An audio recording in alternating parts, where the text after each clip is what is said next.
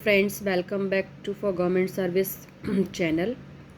आज मैं आपको जो इम्पोर्टेंट अनुच्छेद यानी कि आर्टिकल्स हैं जो आते ही आते हैं, जो हमेशा एग्ज़ाम में किसी भी एग्ज़ाम में आपको इन आर्टिकल्स में से एक ज़रूर मिलेगा। आर्टिकल से कम 2 से 3 क्वेश्चंस बनते ही बनते हैं। पॉलिटी के आप कोई भी एग्ज़ाम उठा लो, किसी भी कॉम्पिटिटिव एग्ज़ाम किसी भी तरीके का, 1 से 2 से 3 क्वेश्चंस आपको आर्टिकल से रिलेटेड ज़रूर मिलते हैं। चाहे तो वो आपको कोटेशंस दे देगा और पूछेगा किस आर्टिकल में है, या फिर आपसे पूछ लिया जाएगा, आर्टिकल्स पूछ लिया जाएगा इस आर्टिकल में क्या कोटेशंस है। तो या फिर आप कई सारी तरीके से घुमा फिरा के वो आर्टिकल से रिलेटेड कई सारे क्वेश्चंस पूछता है। तो मैं आपको इम्पोर्टेंट आर्टिकल्स बता देती हूँ, आप देख लेना। ये हैं कुछ इम्पोर्टेंट आर्टिकल्स हैं। आर्टिकल 1 यानी कि क्या कह रहा है, यह घोषणा करता है कि भारत राज्यों का संघ है। ये कई बार आया, भारत राज्यों का संघ है, किस आर्टिकल में दिया हुआ। आर्टिकल 3, संसद विधि द्वारा नए राज्य बना सकती है तथा पहले से अव्यवस्थित राज्यों के क्षेत्रों, सीमाओं और नामों में परिवर्तन कर सकती है। यानी कि नए राज्य बनाना और उनके नामों और क्षेत्रों, सीमाओं में परिवर्तन करना आर्टिकल 3 में आता है। देन आर्टिकल 5, संविधान के प्रारंभ होने के समय भारत में रहने वाले वे सभी व्यक्ति यहाँ के नागरिक होंगे जिनका जन्म भारत में हुआ हो, जिनके पिता या माता भारत के नागरिक हों या संविधान के प्रारंभ के समय से भारत में रह रहे हों। यानी कि जब संविधान के प्रारंभ होने के समय भारत में रहने वाले जो सभी व्यक्ति यहाँ के थे वो नागरिक होंगे, या फिर जिनका जन्म भारत में हुआ है वो तो हैं ही, उनको तो मिलेगी नागरिकता। ये जिनके पिता या माता भारत के नागरिक हों तो भी मिल जाएगी, या संविधान के समय में रह रहे थे तो मिल जाएगी। नेक्स्ट आर्टिकल 53, संघ की कार्यपालिका संबंधी शक्ति राष्ट्रपति में निहित होती हैं। यानी कि संघ की कार्यपालिका शक्ति राष्ट्रपति में निहित होती हैं। जितनी भी संघ की कार्यपालिका संबंधी जो भी शक्तियां हैं वो सब राष्ट्रपति के अंडर में होती हैं। आर्टिकल 64, उपराष्ट्रपति राज्यसभा का पदेन अध्यक्ष होगा। आर्टिकल 74 कई बार आया है, लास्ट टीजीटी में आया हुआ था, कई बार आता है। एक मंत्रिपरिषद होगी जिसके शीर्ष पर प्रधानमंत्री रहेगा, जिसकी सहायता सुझाव के आधार पर राष्ट्रपति अपने कार्य संपन्न करेगा। राष्ट्रपति मंत्रिपरिषद के लिए किसी सलाह के पुनर्विचार को आवश्यक समझ सकता है, पर पुनर्विचार के पश्चात दी गई सलाह के अनुसार वह कार्य करेगा। इससे संबंधित किसी विवाद की परीक्षा किसी न्यायालय में नहीं की जाएगी। आर्टिकल 74 इम्पोर्टेंट लगा लीजिए। आर्टिकल 76 ये भी इम्पोर्टेंट है, राष्ट्रपति द्वारा महान्यायवादी की नियुक्ति की जाएगी। ठीक। आर्टिकल 78 अनुच्छेद 78, प्रधानमंत्री का यह कर्तव्य होगा कि विदेश के प्रशासनिक एवं विधायी मामलों तथा मंत्रिपरिषद के निर्णयों से संबंध में राष्ट्रपति को सूचना दे, यदि राष्ट्रपति इस प्रकार की सूचना प्राप्त करना आवश्यक समझे। आर्टिकल 86, इसके अंतर्गत राष्ट्रपति द्वारा संसद को संबोधित करने तथा संदेश भेजने के अधिकार का उल्लेख है। आर्टिकल 89, राज्यसभा के सभापति और उपसभापति। आर्टिकल 108 कई बार आया है, बहुत बार आता है। आर्टिकल 108, 110 और 111 तीनों ही इम्पोर्टेंट लगा लीजिए। मैंने कई बार कॉम्पिटिटिव एग्ज़ाम्स में मैंने इनको देखा है और टिक भी किया है, पर वो कहते हैं ना कि दुर्भाग्यवश कोई एग्ज़ाम क्लियर नहीं हुआ किसी न किसी वजह से, तो ऐसा नहीं है कि ये इम्पोर्टेंट नहीं है, पर इम्पोर्टेंट है। आर्टिकल 101, यदि किसी विधेयक के संबंध में दोनों सदनों में गतिरोध उत्पन्न हो गया है तो संयुक्त अधिवेशन का प्रावधान है। आर्टिकल 100, धन विधेयक बहुत बार आता है। धन विधेयक, दा से धन, दा से दस, ऐसे याद कर लीजिए आप, इसे परिभाषित किया गया है।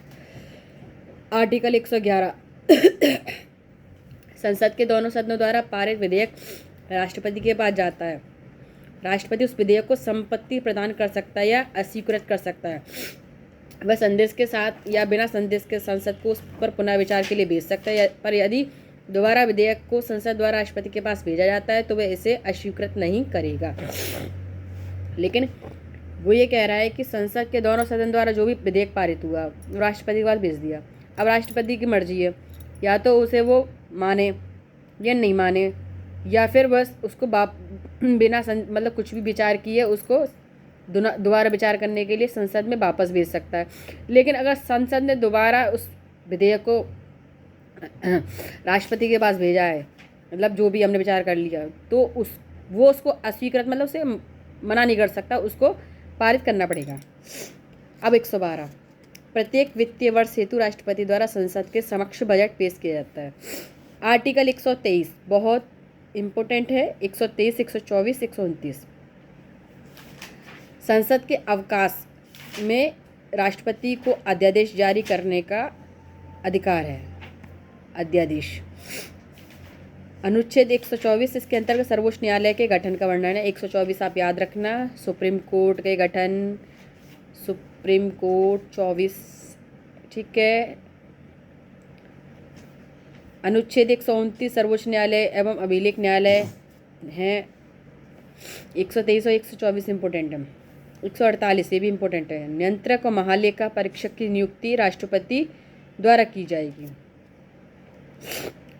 अनुच्छेद 163 राज्यपाल के कार्यों में सहायता सुझाव देने के लिए राज्यों में एक मंत्रिपरिषद, इसके शीर्ष मुख्यमंत्री होगा, पर राज्यपाल के स्वाभाविक संबंधी कार्यों में मंत्रिपरिषद के सुझाव लेने के लिए बाध्य नहीं होगा।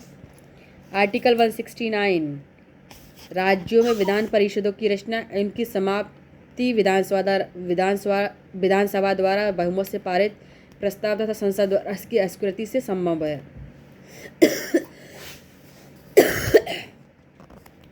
आर्टिकल 200 राज्यों की विधायिका द्वारा पारित विधेयक राज्यपाल के समक्ष प्रस्तुत किया जाएगा। वह इस पर अपनी सम्मति दे सकता है या इसे अस्वीकृत कर सकता है।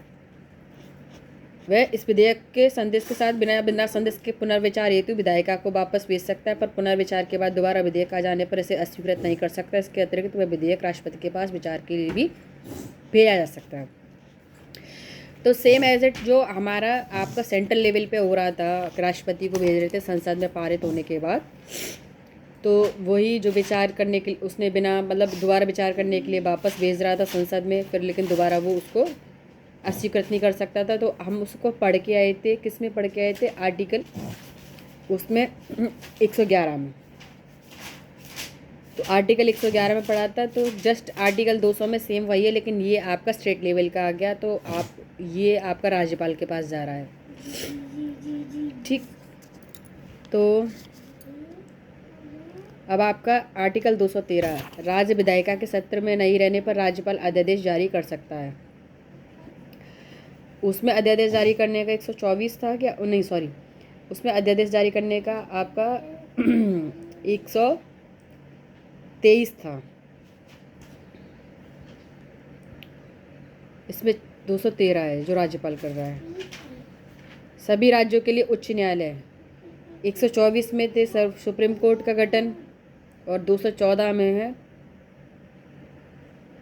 हाई कोर्ट का।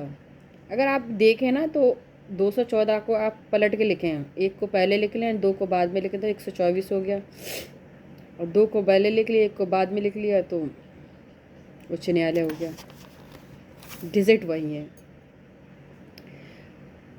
आर्टिकल 226 मूल अधिकारों के प्रवर्तन के लिए उच्च न्यायालयों को लेख जारी करने की शक्तियाँ इम्पोर्टेंट है, क्योंकि हमारे फंडामेंटल राइट्स काफ़ी इम्पोर्टेंट रहे हैं, और फंडामेंटल राइट्स से ऑलवेज एक क्वेश्चन बनता है, तो रट लो। फंडामेंटल ड्यूटीज़, राइट्स और आपके वो नीति निर्देशक तत्व। 233 जिला न्यायाधीशों की नियुक्ति राज्यपाल द्वारा उच्च न्यायालय के परामर्श से की जाएगी। ऑब्वियसली अब डिस्ट्रिक्ट जजों की अगर हम नियुक्ति कर रहे हैं तो हाई कोर्ट के परमिशन से तो होगी। उच्च न्यायालय का नियंत्रण 235 में उच्च न्यायालय का नियंत्रण अधीनस्थ न्यायालयों पर रहेगा।